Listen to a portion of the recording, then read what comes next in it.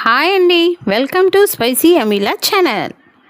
సూరజ్ని కర్రతో కట్టబోతూ శివనారాయణకి అడ్డంగా దొరికిపోయిన జ్యోష్నాని అరెస్ట్ చేయించి ఊహించని షాక్ ఇచ్చిన శివనారాయణ. ఇదంతా ఎలా జరగబోతుంది అని తెలుసుకోవాలని అనుకుంటే గనక మన స్పైసీ అమీలా ఛానల్ని అయితే సబ్స్క్రైబ్ చేసుకోండి. వీడియోనైతే పూర్తిగా చూసి లైక్ చేయండి. ఎపిసోడ్లోకి వెళితే ఇంకా కార్తిక్ అయితే జ్యోష్నని పారిజాతాన్ని ఇద్దరిని తీసుకువెళ్ళి ఫ్రూట్ జ్యూస్ షాప్ దగ్గర అయితే డ్రాప్ చేస్తాడు. డ్రాప్ చేసిన తర్వాత ఇంకా సూరజ్ అయితే, రండి మేడం గారు రండి, మీకోసం ఎదురు చూస్తున్నాము. మీరు జ్యూసులు తయారు చేయడం స్టార్ట్ చేస్తే ఇంకా అమ్మడం స్టార్ట్ చేయొచ్చు. ఆల్రెడీ చాలా లేట్ అయిపోయింది అనేసరికి ఇంకా అక్కడ డ్రెస్ తీసుకొని వచ్చి జ్యోష్నకి ఇస్తారు. ఆ డ్రెస్ వేసుకుని జ్యోష్న మొహం ఒకలాగా పెట్టుకొని ఇంకా జ్యూసులు తయారు చేయడం అయితే చేస్తూ ఉంటుంది. అలా కొంచెం సేపు చేసేసరికి జ్యోష్నకైతే చాలా చిరాకు వస్తుంది. చిరాకు వచ్చి ఆ డ్రెస్ అంతా విసిరి కొట్టేసి, ఛీ, ఇంత జ్యూసులు చేసుకోవాల్సిన కర్మ నాకేమిటి అని చెప్పేసి, పదబావ గారు వెళ్ళిపోదాం అని చెప్పేసి అంటుంది జ్యోష్న. అయితే ఇంకా జ్యోష్న అలా అనేసరికి పారిజాతం అయితే, రా జ్యోష్న రా, నువ్వు మాత్రం ఎంతసేపు చేస్తావు, పద రా, కార్ తీరా మనవడా అని చెప్పేసి ఇంకా ఇద్దరూ కూడా కార్ ఎక్కేస్తారు. ఇంకా కార్ దగ్గరికి వస్తాడు సూరజ్. అయితే వచ్చి, చాలా థ్యాంక్ యూ మేడం, ఇంకొకసారి నా జోలికి రావద్దు మీరు, ఎందుకంటే ప్రతిరోజు కూడా మీదిగా ఉండదు. కొన్ని రోజులు మీవి, కొన్ని రోజులు నావి. నిన్నటి రోజు మీ రోజు, కానీ ఈరోజు నాది. అందుకే మిమ్మల్ని ఇలా నడి రోడ్డు మీద నిలబెట్టి జ్యూసులు చేయించి మీ పరువంతా తీశాను. సోషల్ మీడియాకు లైవ్ ఇచ్చి మీ పరువు మొత్తం కూడా తీసేశాను అని చెప్పి ఇంకా అక్కడి నుండి అయితే వెళ్ళిపోతాడు.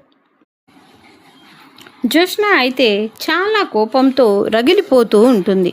ఏంటి వీడి తల పొగురేంటి, ఎందుకు అంతగా రెచ్చిపోతున్నాడు, ఏం చూసుకుని వీడికి ఇంత పొగరు, వీడి వెనకాల అసలు ఎవరున్నారు అని చెప్పేసి జ్యోష్న మనసులో అనుకుంటూ, పదబావ పద, ఆఫీస్కి వెళ్దాం అని చెప్పి ఆఫీస్కి అయితే వెళ్తారు. ఆఫీస్కి వెళ్ళేసరికి అక్కడ శివనారాయణ, ఏంటి జ్యోష్న అప్పుడే వచ్చేసావు, అయిపోయిందా జ్యూస్ సేల్ చేయడం అని చెప్పి అంటుంటే, ఇంకా ఏం లే తాత, నాకు చిరాకు వచ్చేసింది, అందుకే నేను వచ్చేసాను అని చెప్పి జ్యోష్న అయితే అంటుంది. అప్పటికే ఆఫీసులో అందరూ కూడా జ్యోష్న వీడియోస్ చూసి నవ్వుకుంటూ ఉంటారు. ఏయ్, ఏంటి మీరందరూ నన్ను చూసి నవ్వుతున్నారు, ఏముంది మీ ఫోన్లో అని చెప్పి చూస్తే అక్కడ జ్యోష్న లైవ్ అయితే వస్తూ ఉంటుంది. అది చూసి ఇంకా జ్యోష్నకు పరువంతా పోయిన ఫీలింగ్లోకి వెళ్ళిపోతుంది. చూసావా తాత, ఆ వేస్ట్ ఫెలో ఎలా చేశాడో చూసావా, నేను వెళ్ళనని చిలక్కి చెప్పినట్టు చెప్పాను, కానీ ఒక్కరు కూడా నా మాట వినలేదు. వెళ్ళు, మా పరువు పోతుంది, నా మాట పోతుంది అన్నారు. వెళ్తే వాడేమో సోషల్ మీడియాలో లైవ్ ఇచ్చి నాకున్న కాస్త పరువు కూడా తీసేశాడు. ఛీ, ఇదంతా మీ వల్లే అని చెప్పేసి శివనారాయణ మీద నసుగుతూ ఉంటుంది. జ్యోష్న అయితే అప్పుడే దశరథ అయితే, ఏంటి జ్యోష్న చేసిందంతా నువ్వు చేసి మా మీదకి తోవేస్తున్నావు ఏంటి, అసలు సూరజ్ జోలికి నిన్నెవరు వెళ్ళమన్నారు అని చెప్పి దశరథ అడుగుతూ ఉంటే, నా కర్మ డాడీ, నా కర్మ, అందుకే నేను వెళ్ళాల్సి వచ్చిందిలే, అంతా తప్పు నాదే, పదండి ఇంటికి వెళ్దాం, భోంచేద్దాం అని చెప్పి ఇంకా అందరూ కలిసి ఇంటికైతే వస్తారు. ఇంకా ఇంటి దగ్గర అయితే సోఫాలో కూర్చొని సుమిత్ర అలాగే కాంచన అయితే మాట్లాడుకుంటూ ఉంటారు. వదిన, నీ కూతురు కాబట్టి సరిపోయింది, కానీ అసలు జ్యోష్న నా కన్న కూతురు అయి ఉంటే కనుక నేను 2 కాళ్ళు కూడా విరిచేసి ఇంట్లో కూర్చోబెట్టేదాన్ని. అది చేసే పనులకి ఇంటి పరువంతా కూడా బజార్లో పడుతుంది అని చెప్పేసి కాంచన అయితే అంటూ ఉంటుంది జ్యోష్నని. అప్పుడే ఇంకా జ్యోష్న, పారిజాతమ్మ, శివనారాయణ, దశరథ వీళ్ళు నలుగురు కూడా కార్తిక్ కూడా కలిపి ఇంటికైతే వస్తారు. ఆ మాట అయితే వింటుంది కాంచన. అన్న మాట జ్యోష్న, రా అత్త రా, విరగొట్టు, కాళ్ళేదో విరగొడతావన్నావు కదా, అయినా నీ కూతురుని అయితే కాదులే, నేను మమ్మీ కూతుర్ని కాబట్టి సరిపోయింది, అందుకే దేవుడు నీకు పుట్టించలేదు కూతుర్ని అని చెప్పేసి అంటుంది జ్యోత్స్న. అది అప్పుడే సుమిత్ర అయితే, జ్యోత్స్న ఏంటి ఆ తలపొగురు సమాధానం, మీ అత్తతో ఎలా మాట్లాడాలో నీకు తెలియదా అని చెప్పి సీరియస్ అవుతూ ఉంటుంది. ఇంకా అందరూ కూడా కలిసి భోజనం చేస్తారు. కోపంగానే భోజనం చేస్తుంది. భోజనం చేసి జ్యోత్స్న తన రూమ్లోకి వెళ్ళిపోయి ఆలోచిస్తూ ఉంటుంది. ఏంటి అసలు ఈ సూరజ్ గారిని నేను ఏం చేయాలి, ఏం చేసి వాడి నుండి నేను తప్పించుకోవాలి, వాడిని మాత్రం వదిలిపెట్టను నేను. ఏంటి నన్ను శివనారాయణ మనవరాలైన నన్ను ఇన్ని కోట్ల అధిపతికైన నాకు ఇక్కడ జ్యూసులు అమ్మిస్తాడా, నాతో జ్యూసులు చేయిస్తాడా, అది కూడా సోషల్ మీడియాలో లైవ్ ఇస్తాడా? ఇంత చేసిన సూరజ్ని నేను ఊరుకుంటానా అని చెప్పేసి ఇంకా సూరజ్కి అయితే ఫోన్ చేస్తుంది జ్యోత్స్న. ఫోన్ చేసి, హలో సూరజ్ గారు, మీతోనే నేను అర్జెంటుగా మాట్లాడాలి అని చెప్పి అంటుంటే, ఏంటి మేడం మీరు నాతో మాట్లాడేది, ఇంకొకసారి నా జోలికి రావద్దని చెప్పాను కదా, మీకు మళ్ళీ నాతో మాట్లాడాలి అంటున్నారేంటి అని చెప్పి సూరజ్ అంటాడు. లేదండి, మీకు సారీ చెప్పాలనుకుంటున్నాను, అది కూడా డైరెక్ట్గా, అందుకే మిమ్మల్ని కలవాలనుకుంటున్నాను, కొంచెం మిమ్మల్ని కలిసే అవకాశం ఇవ్వచ్చు కదా అని చెప్పేసి అడుగుతూ ఉంటుంది జ్యోత్స్న. అయితే ఇంకా వెంటనే సూరజ్ అయితే, ఆ పోనీలో సారీ చెప్తా అంటుంది కదా అని చెప్పి ఒక లొకేషన్ అయితే చెప్తాడు సూరజ్. ఆ లొకేషన్కి ఎండలోనే బయలుదేరుతుంది జ్యోత్స్న. శివనారాయణ అది గమనిస్తాడు. ఏంటి ఇంత ఎండలో జ్యోత్స్న ఎక్కడికి వెళ్తుంది, ఇంత హడావిడిగా వెళ్తుందంటే అసలు బయటికి వెళ్ళి జ్యోత్స్న ఏం చేస్తుంది, ఈరోజు నేను తాడో పేడో తేల్చేసేయాలి, అసలు ఎక్కడికి వెళ్తుందో ఏం చేస్తుందో ఎవరికీ చెప్పదు చెయ్యదు అని చెప్పి జ్యోత్స్నకు తెలియకుండా శివనారాయణ కూడా జ్యోత్స్నని ఫాలో అవుతాడు. ఇక జ్యోత్స్న వెళ్తూ ఉంటుంది. వెళుతూ వెళుతూ తన మనసులో ఇలా అనుకుంటుంది, ఈరోజు మాత్రం సూరజ్ని నేను చంప తీరుతాను, ఆల్రెడీ కారు డిక్కీలో కర్ర కూడా పెట్టుకున్నాను కాబట్టి ఆ కర్రతో వాడి తల మీద కొట్టి వాడి రక్తం కళ్ళ చూస్తే కానీ నా మనసుకు ప్రశాంతంగా ఉండదు అని చెప్పేసి కార్లో డ్రైవ్ చేసుకుంటూ వెళుతూ ఉంటుంది. ఇంకా జ్యోత్స్న ఎందుకు రమ్మందో ఏంటో సారీ చెప్తానంది కదా అని చెప్పేసి ఇంకా సూరజ్ అయితే తను చెప్పిన లొకేషన్కి అయితే జ్యోత్స్న చెప్పిన లొకేషన్కి ముందే వచ్చేసి అక్కడైతే ఉంటాడు. ఇంకా అక్కడ సూరజ్ని చూసేసరికి సూరజ్ దగ్గర కారు అయితే ఆపుతుంది జ్యోత్స్న. కారు ఆపి బయటికి దిగుతుంది. అది శివనారాయణ గమనించి, ఏంటి సూరజ్ని పర్సనల్గా వచ్చి కలవాల్సిన అవసరం జ్యోత్స్నకి ఏంటి, వీళ్ళిద్దరి మధ్య అసలు ఏం జరుగుతుంది అని చెప్పి ఆలోచిస్తూ ఉంటాడు.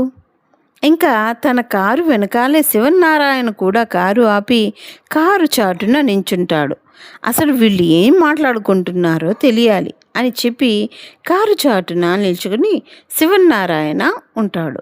అప్పుడే కారు దిగి జ్యోత్స్న, నమస్తే సూరజ్ గారు, మిమ్మల్ని క్షమించమని అడగడానికి ఇక్కడికి రమ్మన్నాను అని చెప్పడంతో, అయ్యయ్యో క్షమించాల్సిన అంత పెద్దవాడినైతే నేను కాదండి, ఫోన్లో చెప్పాల్సింది, ఏదో అయిపోయింది కదా, అయిపోయిందేదో అయిపోయింది, ఇంకా ఇద్దరం ఫ్రెండ్స్గా ఉందాం అని చెప్పేసి సూరజ్ అయితే జ్యోత్స్నతో అంటాడు. అప్పుడే జ్యోత్స్న తన మనసులో ఇలా అనుకుంటుంది, నీతో ఫ్రెండ్షిప్ చేయడానికి కాదురా నేను రమ్మనింది, నిన్ను చంపడానికి రమ్మన్నాను అని చెప్పి జ్యోత్స్న అనుకుంటూ ఉంటే, ఏంటి మాట్లాడరు ఏంటి జ్యోత్స్న గారు, ఆలోచిస్తున్నారేంటి అని చెప్పి సూరజ్ అంటూ ఉంటాడు. ఏం లేదు సూరజ్ గారు, మీకోసం ఒక గిఫ్ట్ తీసుకొచ్చాను, ఇవ్వాలా వద్దా అని ఆలోచిస్తున్నాను అని చెప్పి జ్యోత్స్న అయితే అంటూ ఉంటుంది. గిఫ్టా, నా కోసమా అని చెప్పి అంటూ ఉంటే, అవును మీకోసమే, ఉండండి తీసుకొస్తాను అని చెప్పి జ్యోత్స్న డిక్కీ దగ్గరికి అయితే వెళ్తుంది. సూరజ్కి జ్యోత్స్న గిఫ్ట్ ఇవ్వడం ఏంటి, వీళ్ళిద్దరూ అసలు వీళ్ళకి పడదు కదా, పాము ముంగిసల్లాగా ఎప్పుడు కొట్లాడుకుంటూనే ఉంటారు కదా. అలాంటిది జ్యోత్స్న సూరజ్ కోసం గిఫ్ట్ కొనుక్కొని రావడం ఏంటి అని చెప్పి శివనారాయణ కూడా షాక్ అయ్యి ఏం జరుగుతుంది అని చూస్తూ ఉంటాడు శివనారాయణ. ఇంకా డిక్కీలోకి వెళ్ళి పెద్ద కర్ర అయితే బయటకి తీసుకొస్తుంది జ్యోత్స్న. ఆ కర్రను చూడగానే ఒక్కసారిగా సూరజ్ అయితే షాక్ అయిపోతాడు. ఏంటి జ్యోత్స్న గారు కర్ర తీసుకొచ్చారేంటి, ఏదో గిఫ్ట్ అన్నారు నా కోసం అని చెప్పి సూరజ్ అంటుంటే, ఇదేనండి, ఇదే మీకోసం నేను తెచ్చిన గిఫ్ట్. ఈ కర్రతో మీ తెల్ల పగలగొడితే కానీ నా మనసు ప్రశాంతంగా ఉండదు. నీ ఓవర్ యాక్షన్ నేను తట్టుకోలేకపోతున్నాను. నీ తల పొగరుని నేను తట్టుకోలేకపోతున్నాను అని చెప్పి జ్యోత్స్న అయితే మాట్లాడుతూ ఉంటుంది. ఆ మాటలు విన్న శివనారాయణకి ఒక్కసారిగా దిమ్మ తిరిగిపోతుంది. ఏంటి, సాటి మనిషిని చంపడానికి వచ్చిందా జ్యోత్స్న, సూరజ్ని చంపడానికి వచ్చిందా అని చెప్పేసి షాక్ అయిపోతూ ఉంటాడు శివనారాయణ. ఇంకా సూరజ్ అయితే ఆ కర్రను చూసి, ఏంటి జ్యోత్స్న గారు జోక్ అయితే చేయట్లేదు కదా అని చెప్పి అంటుంటే, జోక్ కాదు, నేను నిజంగానే నిన్ను చంపి తీరుతాను. నా సంగతి అసలు నీకు తెలియడం లేదు. నేను ఒక పని మనిషికి పుట్టాను, అయినప్పటికీ నేను చూసావా, ఇన్ని సంవత్సరాలు కూడా నేను ఒక వారసురాగానే నా జీవితాన్ని నెట్టుకొచ్చాను. వారసురాలుగానే పుట్టాను, వారసురాలుగానే చనిపోతాను అని చెప్పి జ్యోత్స్న అయితే అంటుంది. ఏంటి, మీరు పని మనిషికి పుట్టారా? పని మనిషికి పుట్టడం ఏంటి, మీరు శివనారాయణ మనవరాలు కదా, దశరథ సుమిత్రల కూతురు కదా అని చెప్పేసి సూరజ్ అంటుంటే, ఇంకా జ్యోత్స్న అయితే పగలబడి నవ్వుతూ ఉంటుంది. ఎందుకు నవ్వుతున్నారండి, నేను అడిగిన దానికి సమాధానం చెప్పకుండా అని సూరజ్ అంటూ ఉంటాడు. మీరు దశరథ సుమిత్రల కూతురు అనేసరికి నాకు నవ్వొచ్చేసిందిలే. వాళ్ళు నన్ను కన్నవాళ్ళు కాదు, నన్ను కన్నవాళ్ళు వేరే ఉన్నారు. నా తల్లి ఎప్పుడో చనిపోయింది, నన్ను కన్న తర్వాతే అని చెప్పి స్టోరీ మొత్తం కూడా సూరజ్కి చెప్తూ ఉంటే శివనారాయణ చాటున ఉండి విని ఒక్కసారిగా షాక్ అయిపోతాడు. ఇంకా జ్యోత్స్న చెప్తున్న మాటలు వినేసరికి శివనారాయణకి చుక్కలు కనబడుతూ ఉంటాయి. ఏంటి, అసలు జ్యోత్స్న ఏం మాట్లాడుతుంది, నా వారసురాలు కాదంటుందేంటి, మరి ఎవరి వారసురాలు, అసలు జ్యోత్స్న ఎవరు అని చెప్పి శివనారాయణ తన మనసులో అనుకుంటూ ఉంటాడు. ఇంకా సూరజ్ అయితే, ఏంటి జ్యోత్స్న గారు జోక్ చేస్తున్నారు ఏంటి, నన్ను జోకులు వేయడానికే ఇంత దూరం రమ్మన్నారా, వాళ్ళ మనవరాల్ని కాదు అంటారేంటి అని చెప్తే, అరే సూరజ్, నీకెలా చెప్తే అర్థమవుతుందిరా, నేను ఆ ఇంటి వారసురాల్ని కాదు, ఆ ఇంటి వారసురాలు దీప, కార్తిక్ భార్య ఉంది కదా, మా బావ వాళ్ళ ఆవిడ, ఆ దీపే ఆ ఇంటి వారసురాలు. నేను జస్ట్ ఆస్తి కోసం మాత్రమే నేను వారసురాలుగా నటిస్తున్నాను. ఆస్తి నా చేతికి వచ్చిందనుకో, వాళ్ళందరినీ బయటికి గంటేసి అప్పుడు తిప్పుతాను చక్రం అని చెప్పి జ్యోత్స్న అంటుంది.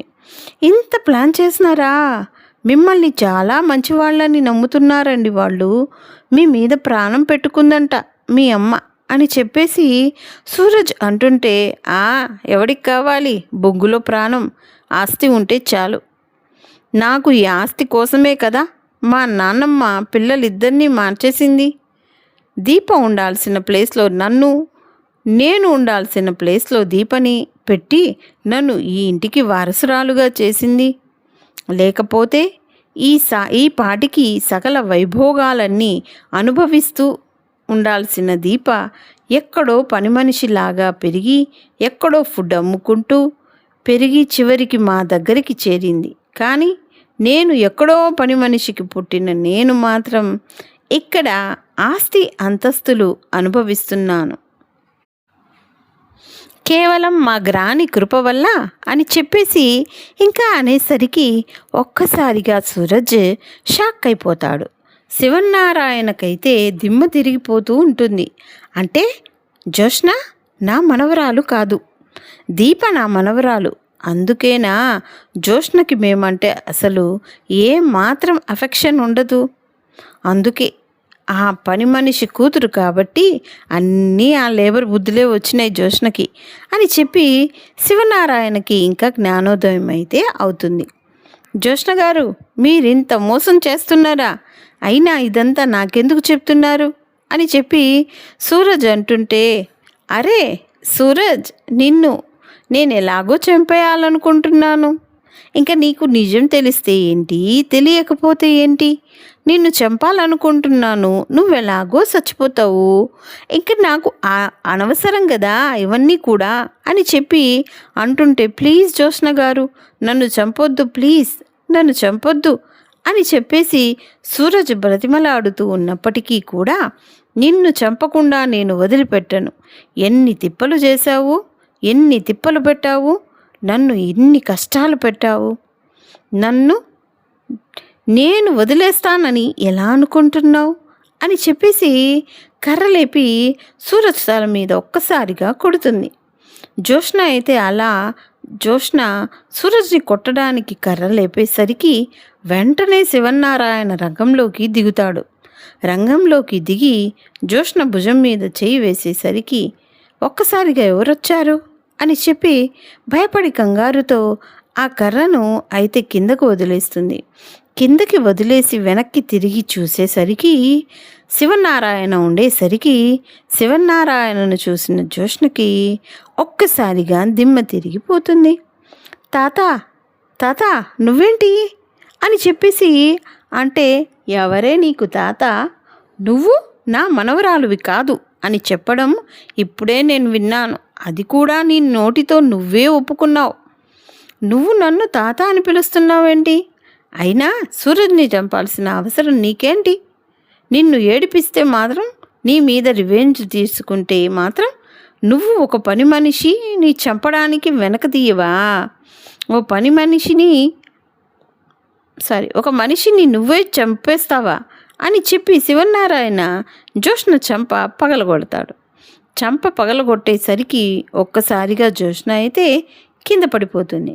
తాతగారు వదిలేసేయండి, తాతయ్య గారు వదిలేసేయండి అని చెప్పి సూరజ్ అంటున్నప్పటికీ కూడా, బాబు నువ్వు చాలా మంచివాడివి, నీ మనసు చాలా మంచిది అని నాకు ముందే తెలుసు, కానీ ఇలాంటి వాళ్ళని ఎంకరేజ్ చేయకూడదు. చూసావా, జోష్నానే ఒప్పుకునింది, ఇంటి వారసురాలుగా నటిస్తుందంట, ఆస్తి మొత్తం రాయించుకొని మమ్మల్ని బయటికి గంటేస్తుందంట. చూసావా, నానమ్మ మనవరాలు చేసిన ప్లాన్లు. నా మనవరాలు దీపని ఒక పని మనిషిలాగా నా ముందు ఎన్ని మాటలందో, నా ముందు ఎన్నిసార్లు అవమానించిందో నాకు మాత్రమే తెలుసు. ఇప్పుడు దీప నా మనవరాలని తెలిసిన తర్వాత ఇంకా జోష్నని నేను ఎందుకు ఉండనిస్తాను? నేను ఆల్రెడీ పోలీసులకి ఫోన్ చేశాను, ఈ పాటికి దారిలో ఉంటారు. ఇంకొక 5 నిమిషాల్లో జోష్నాని పోలీసులకు అప్పగించి మనం మా ఇంటికి వెళ్ళిపోదాం అని చెప్పి శివనారాయణ అనేసరికి శివనారాయణ కాలు పట్టుకుంటుంది జోష్న. తాత ప్లీజ్, తాత నేను కావాలని చేయలేదు తాత, నన్ను క్షమించి వదిలే తాత, ఏదో ఆశ కోసం ఆశపడ్డాను తాత అని చెప్పి జోష్న బ్రతిమలాడుతుంటే, ఛీ, నీలాంటిది నా కాలు పట్టుకుంటే కూడా నాకు చాలా అసహ్యంగా ఉంది. నువ్వే కాదు, నీతో పాటు నీ గ్రానీని కూడా పంపిస్తాను. నువ్వు ముందు జైలుకి వెళ్ళు, ఇంటికి వెళ్ళి మీ గ్రానీని కూడా పంపిస్తాను.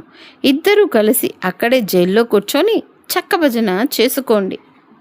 మీ పర్సనల్ అకౌంట్లో ఉన్న డబ్బులు మొత్తం కూడా తీసేసుకొని నడి రోడ్డు మీదకి మిమ్మల్ని వదిలిపెట్టేస్తాను. చిల్లి గవ్వ కూడా నా ఆస్తిలో నుండి నీకు వెళ్ళడానికి వీల్లేదు. నా మనవరాలైన దీపకే ఆస్తి మొత్తం కూడా నేను రాస్తాను అని చెప్పి శివనారాయణ పోలీసులు వచ్చేసరికి జోష్నని పోలీసులకు అప్పగించి సూరజ్ని తీసుకుని ఇంటికైతే వెళ్ళిపోతాడు. ఇంకా జోష్న ఎంత బ్రతిమల్లాడినప్పటికీ కూడా శివనారాయణ అయితే ఏమాత్రం కూడా జాలి కలగదు. ఇంకా శివనారాయణ ఇంటికి వెళ్ళేసరికి అందరూ కూడా హాల్లోనే కూర్చుంటారు. సుమిత్ర అయితే దశరథని అడుగుతుంది, ఏమండి, జోష్న ఎప్పుడో రూమ్లోకి వెళ్ళింది, ఇప్పటి వరకు బయటికి రాలేదు, పడుకుందా ఏంటి అని చెప్పేసి అడుగుతుంటే, లేదమ్మా, నేను పోలీసులతో అరెస్ట్ చేయించి వచ్చాను జోష్నని అని చెప్పి శివనారాయణ అనేసరికి ఒక్కసారిగా అక్కడున్న అందరూ కూడా షాక్ అయిపోతారు. ఏంటి ఏంటి నాన్న, ఏం మాట్లాడుతున్నావు? జోష్నని మీరు అరెస్ట్ చేయించడం ఏంటి అని చెప్పి సుమిత్ర అడుగుతుంది. అవునమ్మా, జోష్నాని అరెస్ట్ చేయించాను. ఇంకా నేను అరెస్ట్ చేయించాల్సిన వాళ్ళు ఈ ఇంట్లో ఒకరున్నారు. వాళ్ళ కోసమే పోలీసుల్ని ఇక్కడికి కూడా తీసుకొని వచ్చాను. రండి ఎస్ఐ గారు అని చెప్పి అనేసరికి ఇంకా పోలీసులైతే హాల్లోకి ఎంట్రీ అయితే ఇస్తారు. అమ్మో, ఏంటి ముసలోడు జోష్ నన్ను అరెస్ట్ చేయించడం ఏంటి? ఇంకొకళ్ళు మిగిలి ఉన్నారంటే నేనేనా? నన్ను అరెస్ట్ చేయించడానికే వచ్చాడా ఏంటి? కొంపతీసి నిజం తెలిసిపోయిందా ఏంటి? అనంత పని చేసినా చేసేస్తాడు ఈ ముసలోడు, మామూలోడు కాదు ఈ ముసలోడు అని చెప్పి పారిజాతం తన మనసులో అనుకుంటుంది. అప్పుడే ఇంకా పారిజాతం అని చెప్పి పిలిచేసరికి ఏంటండి అని చెప్పేసి అతి వినయంగా అమాయకంగా నడుచుకుంటూ శివనారాయణ దగ్గరికి అయితే వస్తుంది పారిజాతం. ఇంకా వెంటనే పారిజాతం చంప పగలు కొడతాడు శివనారాయణ. అయ్యో, నేనేం చేశాను అని ఇప్పుడు నన్ను కొడుతున్నారేంటండి అని చెప్పి పారిజాతం అడిగేసరికి ఇంకా జరిగిందంతా కూడా శివనారాయణ పారిజాతానికి చెప్పేసరికి ఒక్కసారిగా దిమ్మ తిరిగిపోతుంది పారిజాతానికి. ఇంకా అక్కడున్న అందరూ కూడా షాక్ అయిపోతారు.